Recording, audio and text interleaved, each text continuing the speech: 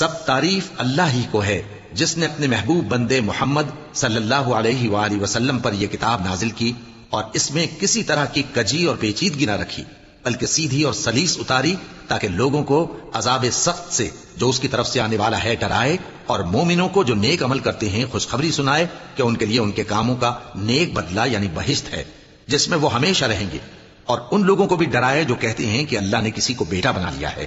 ان کو اس بات کا کچھ بھی علم نہیں اور نہ ان کے باپ دادا ہی کو تھا۔ یہ بڑی سخت بات ہے جو ان کے منہ سے نکلتی ہے، اور کچھ شک نہیں کہ یہ جو کچھ کہتے ہیں محض جھوٹ ہے۔ اے پیغمبر، اگر یہ اس کلام پر ایمان نہ لائیں تو شاید تم ان کے پیچھے رنج کر کر کے اپنے تئیں ہلاک کر دو گے۔ جو چیز زمین پر ہے ہم نے اس کو زمین کے لیے زینت بنایا ہے تاکہ لوگوں کی آزمائش کریں کہ ان میں کون اچھے عمل کرنے والا ہے، اور جو چیز زمین پر ہے ہم اس کو نابود کر کے بنجر میدان کر دیں گے۔